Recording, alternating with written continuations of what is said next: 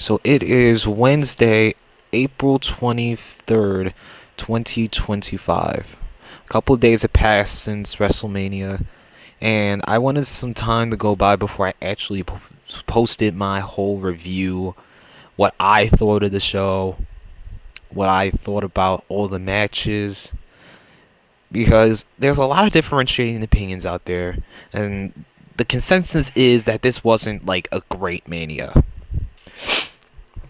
Like, this was a bad Mania in terms of like the Triple H era.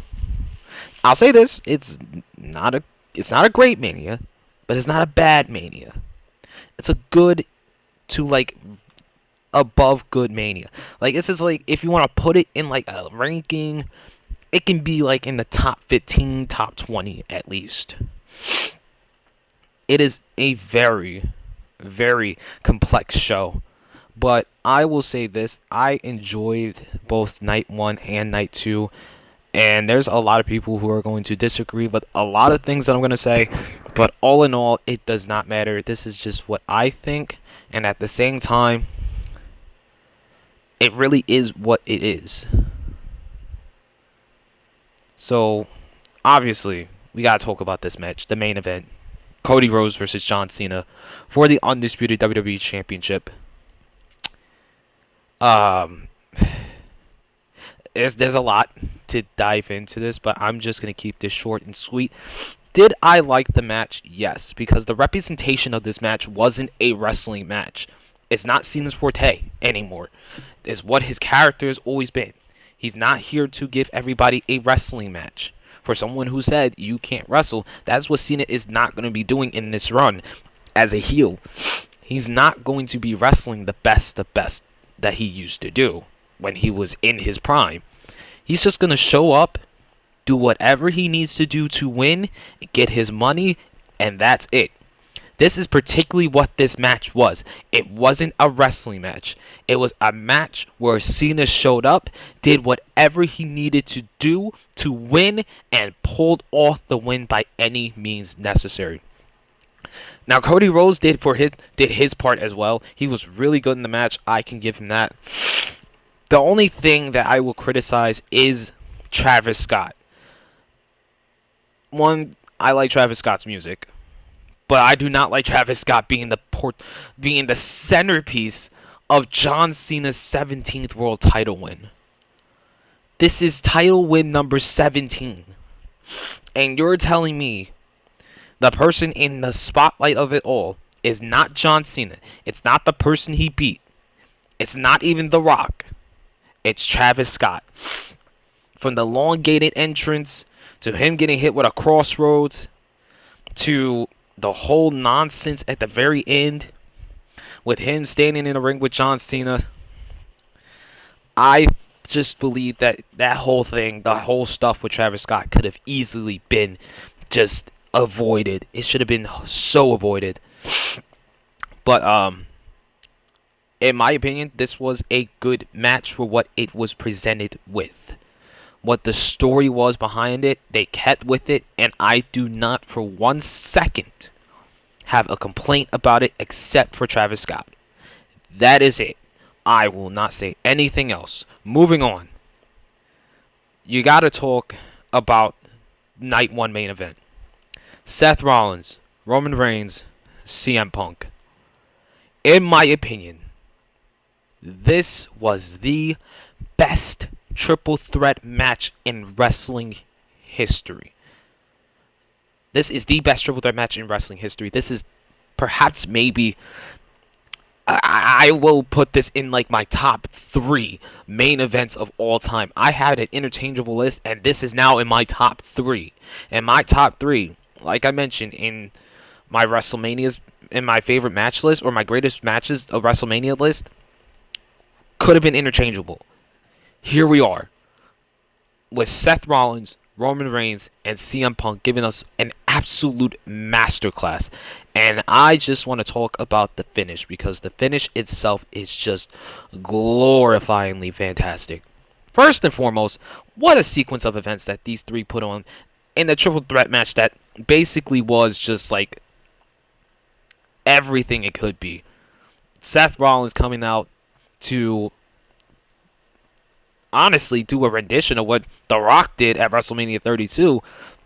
And those details, those small, subtle details that WWE was showing and telling was absolutely fantastic to like really give us like the breakdown of like, okay, this is really what's happening, this is what's going on. Like you can sense like maybe Seth Rollins is probably going to turn on the dark side, who knows. Now he brings out a flamethrower, sets his stage on fire, and you just was like, oh my god, Seth Rollins might actually turn. And then Roman Reigns comes out by himself. No bloodline, no Paul Heyman. Just him. Just him. And it's just the most amazing, breathtaking thing you can ever feel when you see Roman walk down the entrance ramp of Mania in a 10th main event without a title for the first time since WrestleMania 35. We've seen Roman Reigns without a championship, which is insane to think. And then CM Punk. Man, CM Punk, his entrance was perfect. From This Fire Burns, when Kill Switch Engage went off in the promo package, I almost shed a tear because that is my favorite theme song of all time. I have the song. I listen to that song almost religiously, non-stop at times.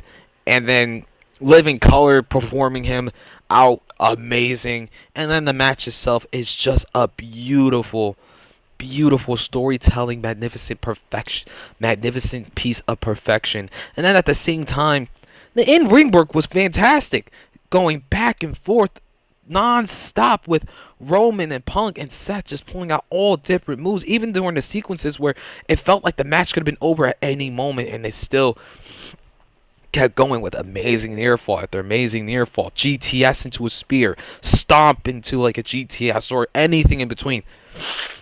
And then the finish itself is just magnificent. Paul Heyman sliding in a chair to CM Punk, who was about to hit Roman, to when he then low blows Punk, to which Roman starts to beat down Punk. Afterwards, Roman goes see Seth. Repeat of last year, right? Wrong. Low blow to Roman. Heyman turns on Roman and Punk and aligns with Seth Rollins, and it's just a masterpiece. A masterpiece of storytelling. The chair right back to the back of Roman Reigns, stabbed in the back again by the man who created Plan B and was all about Plan B, the architect. This is the Seth Rollins that I just missed so much. The architect, Seth Rollins, who was all about having a plan up his shoulder. He is back, and it's perfect. It was perfect. All in all, Seth winning was the right choice. I predicted Seth to win, and I also predicted that Paul Heyman would probably... I didn't think it was going to go like that, though. I'm not going to say I predicted, but I did call the fact that Paul Heyman was going to turn on both Roman and Punk. Masterpiece. And then like on the Monday Night Raw, we're now seeing Evolution 2.0, which should be amazing, with Seth Rollins and Braun Breaker in a group now, which is cool as all hell. So I am excited to see where that will go, and I just want to know what happens next. In my opinion, this one right here is the best women's match in WrestleMania history. Rhea, Io, Bianca for the Women's World Championship. Man. It kicked off night 2. I think this could have had a main event slot if it wasn't for the two biggest matches on the card. My God, these three women tore the house down from start to finish. And I just want to say props to all three of them. And I am glad that Io won, because she is one of the best, most talented women on the entirety of this face of the earth. She deserves to be women's champion right now, women's world champion. She's had a great run so far. even though she wasn't like the main spotlight, she became the spotlight afterwards, which made it so much more vindicating at the very end, and especially on the night after WrestleMania, Raw after Mania, with Io getting a chance to cut a promo, saying thank you to the fans, being able to just talk for like the several minutes without no interruption, without anybody telling anybody getting her way. It was perfect. I loved it. I loved this triple threat. All three of these women tore the house down. I have no bad words to say about this match because night 2 opener was a killer. This match was also a killer. Gunther versus Jey Uso in the opening of night 1. And I must say, Jey Uso, welcome to the main event scene. Welcome to the World Championship scene. Because Jey Uso 100% deserves to be world champion. And the way that they did it was magnificent. It wasn't a long match. I think his match was about, 10 minutes? Maybe shorter than 10 minutes? 9, 8 minutes? Who knows? But this was beautiful. This was beautiful. This was the correlation of Jey Uso that we have been waiting since he became main event Jey Uso.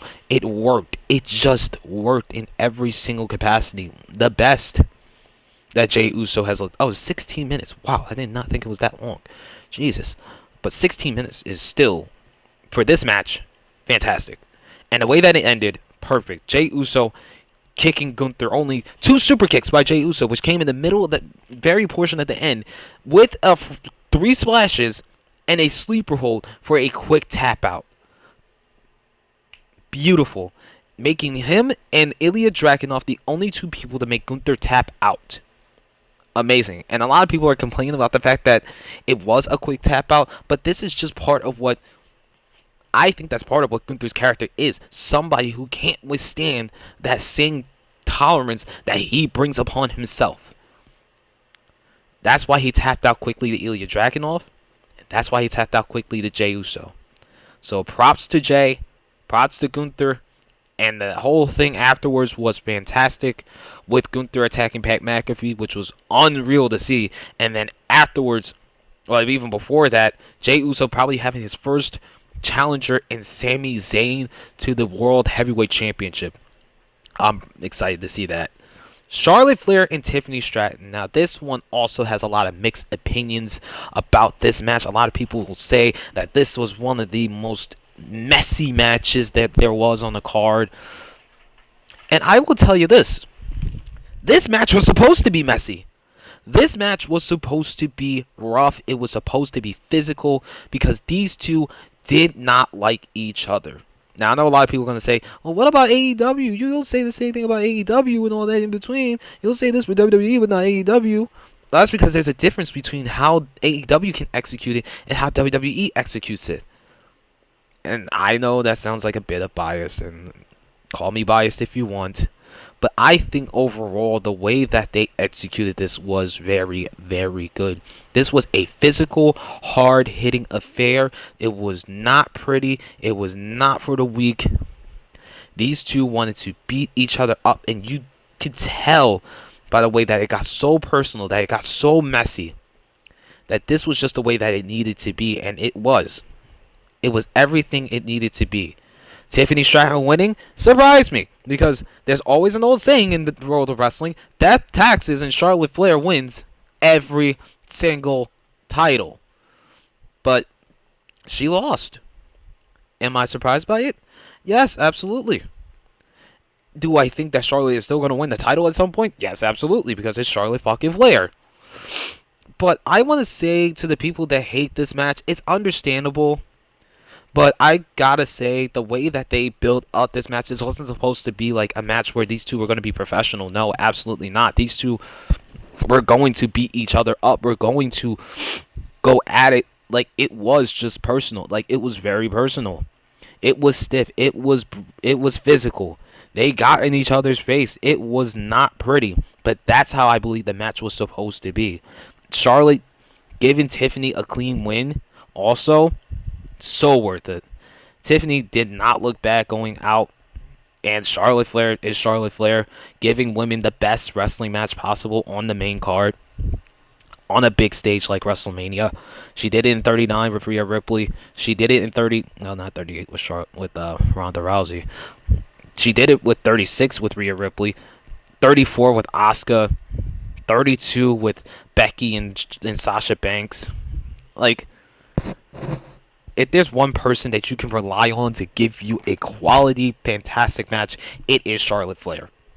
She does not disappoint, and I will just say that Charlotte Flair is the best of the best. And no matter what your opinion is on Charlotte, you just gotta give her props because she is just that good. AJ Styles and Logan Paul. A lot of people say that this wasn't AJ Styles' best match. Losing to Logan Paul sucked and all that in between. But I thought this was a good wrestling match. This wasn't a match where, AJ's not going to go out there and do flips and whatnot. No, this was a wrestling match.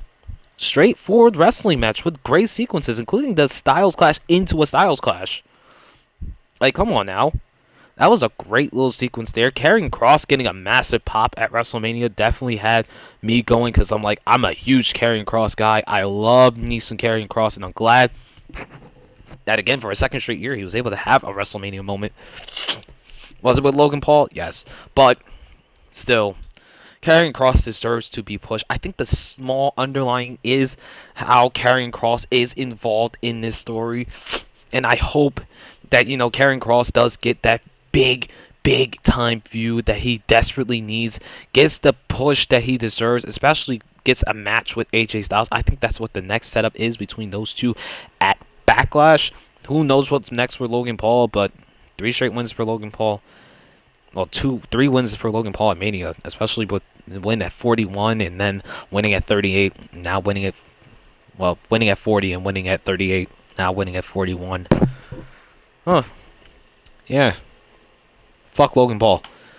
This Fatal 4-Way match was fantastic. I must say, for the time that they had, they made this work. Now, am I disappointed about the finish? Absolutely, because it's Dominic Mysterio winning the Intercontinental Championship. My worst fucking nightmare. Like, come on. My worst nightmare is Dominic Mysterio winning the Intercontinental Championship. Really? Really? But it was still a fantastic Fatal 4-Way. Everyone showed off. Everyone showed out. Penta was great. Finn Balor was great. Braun Breaker was amazing. And now to see that Braun Breaker is in the main event scene with Seth Rollins and CM Punk and Roman Reigns. Penta is still doing Penta things. And Finn and Dom now have a little thing with the Judgment Day with Finn now kind of being phased out for Dominic Mysterio. I love everything that's going on right now within the world of, like, this picture. Braun is now a main eventer, and it's so worth it for him. He deserves it. I wonder if they're going to have Penta at some point win a championship, but I thought it was too early for him to be a champion. So I thought this was a right time. Although I thought he was going to win regardless, I guess Dominic winning is something, but it's still my worst nightmare. Dom becoming Intercontinental Champion. Please, for the love of God. What else? Oh.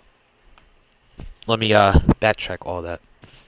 And just say Jacob Fatu winning the Intercontinental Champion, winning the United States Championship from LA Knight in the sleeper match of WrestleMania.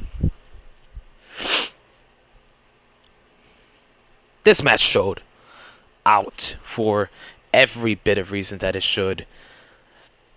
That mid-air BFT might be the best BFT that LA Knight has ever pulled off. And you know what? That loss, that LA Knight losing, it was just bound to happen. There was no way that you were going to have Jacob Fatu lose this match. I didn't think that Jacob Fatu was going to lose this match. And you know what? I'm glad he didn't. Because he deserves to be United States Champion with the fantastic run that he's had so far in the WWE. And he hasn't even been there for a full year yet. It's so insane that he is this good, this talented, and just so freaking phenomenal. And he didn't do it, and he did it without Solo. He did it without Tama. He showed out. These two showed out in night 1 in a sleeper match. Go check that out when you can. It is a beautiful match. Now, Rey Mysterio getting injured on SmackDown sucked. But his replacement, Rey Fenix, yeah, this match slapped also. I thought this match between Rey Fenix and El Grande Americano was just the best. First of all, Phoenix showing out at WrestleMania, not even been on the roster for at least a week, 2 weeks, and he gets a big time Mania match. I just was like, yes, God. I'm so glad that Phoenix got this match. I'm also glad that, Phoenix was able to showcase against a great, I shouldn't say a great athlete because we don't know who this guy is. But regardless, there was just fun to be had. And then also that 450 senton, it looked like it was a concussion bound to happen, but my God, that was one of the craziest things I ever seen. One of the craziest things I ever seen. Also, can you not tell that this is Chad Gable? Like, come on now. Does the mask not give it away? Talk about another great match. Jade Cargill versus Naomi. Jade Cargill looked great in this match, and Naomi also looked great. I thought overall, the finish sequence also was fantastic with Jade countering Naomi in midair to hit a powerbomb and then hit Jaded so crisp.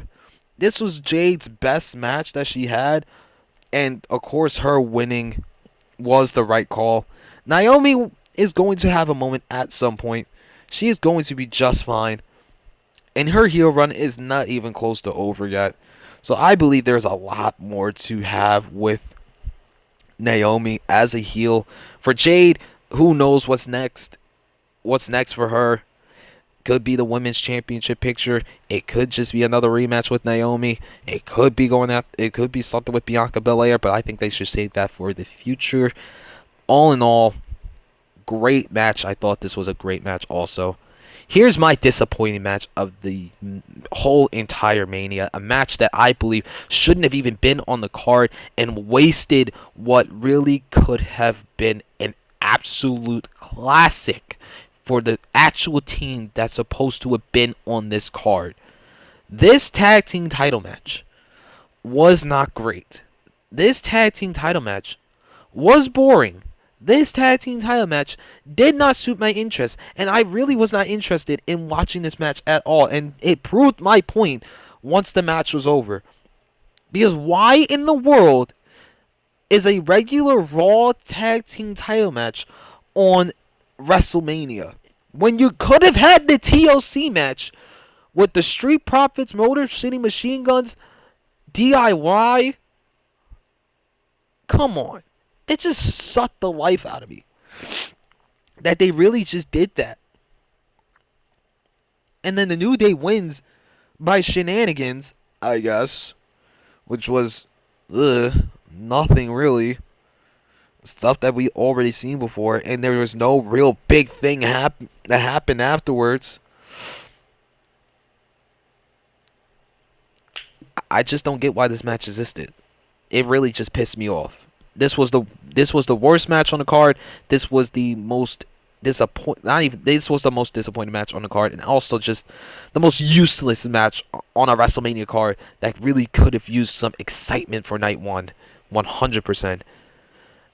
Now, another match I feel like was a waste was the women's tag title match. Now, first and foremost, not cool what they did with Bayley. Not cool what they did to Bayley at all. Writing her off, and this was a planned thing that they had for weeks. So why in the world is Bayley even having her time wasted when she could have been in a title match, another title match, or had a significant input into WrestleMania instead of this? And then second, this was just for Becky Lynch to return, which is great. Love Becky. But for them to win the tag title, Lyra and Becky to win the tag titles, then drop and then Becky to turn heel. Couldn't they have just done that at Mania? Instead of just wasting time like that? because that was an unnecessary title change. Just like the New Day and War Raiders, this was also just like a waste of time. Didn't need to be on the show. Didn't even need to exist. I think the women's tag team division is just a dead art anyway, and it needs to go. And all in all, just like this whole thing, all in all, just like the two tag matches that just didn't need to be there. You could have had Liva defend her IC title instead. Would have been much more easier. Would have been much more worth it. Sin City Street Fight. This was brutal. This was physical. This was hard hitting. And the two entrances were great. Drew with his video game like entrance, and then Damian Priest coming out with a Slayer guitarist. Unreal. And then the match itself is just physical. You got the table spots, you got the chairs, you got everything that you need for this match. I loved this. Actually, I liked this match a lot. And Drew winning was the right decision. Because if Priest were to have won, then who knows what would be next for Drew. How this would affect Drew in the long run would have just killed him. But I don't think this affects either one of them. This pushes Drew back to the main event spot where he rightfully deserves to be. Damian Priest is still a main eventer having this match with Drew McIntyre. So all in all, great match here. And then the Randy Orton thing. Oh, man. Talk about a moment. This was a WrestleMania moment. More so than a match. Orton having his 20th Mania match. And the mystery opponent being Joe Hendry. It got me to pop so hard. I enjoy the fact that TNA got a major spotlight at WrestleMania with their heavyweight champion getting a match against Randy Orton. A lot of people say Joe Hendry got buried. Absolutely not. Joe Hendry got to have a WrestleMania match on a Sunday with a 15-time champion in Randy Orton. If you think that's burying somebody, someone, then you guys are just absolutely stupid. That term gets thrown around way too often. And it's like, for me, it's like, why do y'all even bother to like even mention the fact that mention the fact that he got buried? It just makes no sense. He didn't get buried. Joe Hendry had a WrestleMania match with Randy Orton. Lost, but had to have the spotlight on him throughout the entirety of the weekend afterwards. Yeah. I would love that for myself too. Would love that for myself. And Joe Hendry is one of the most over athletes, one of the most over wrestlers there is to date. And Orton giving him that moment is only going to push his popularity to the highest of extent. So congratulations to Joe Hendry. Congratulations to Randy Orton. And to this WrestleMania, if I was to rank it and I was to give it a rating for everything that it did, although there was 2 useless matches, this was a 7 out of 10 Mania. A 7 out of 10 Mania. I was saying this was a good Mania. I'll change that. This was a great Mania. It's not the best Mania from the last 2 years, but in terms of like 38 through 35, it's up there. In the past several years, this is still a great Mania in that time period. In the time period that we're in. I think the one thing that could have changed was the 2 tag matches that felt like such a waste. That could have been written off, and you could have featured a lot better things than what they featured. But all in all, this is just what I thought about WrestleMania 41. Let me know what you thought about WrestleMania 41 in the comments. I will be reading those. Thank you all for an amazing weekend. Am I going to be posting a Raw review? Am I going to be posting a SmackDown review? Probably. It depends. But if I do, you're only going to hear the big points that I bring out, not the whole entire show. because the whole entire show, you just gotta go ahead and look at it for yourself. I'll only point out the big parts of what each Raw and SmackDown did. I still gotta watch Stand and Deliver because that was in the morning of me actually working my new job at the ballpark at Citizens Bank Park. So I was at work at that time period, couldn't do it, but I will get a chance to watch it. All in all, thank you all so much for watching this video. Peace and love to everybody that has enjoyed WrestleMania, and I will see you all in the next video.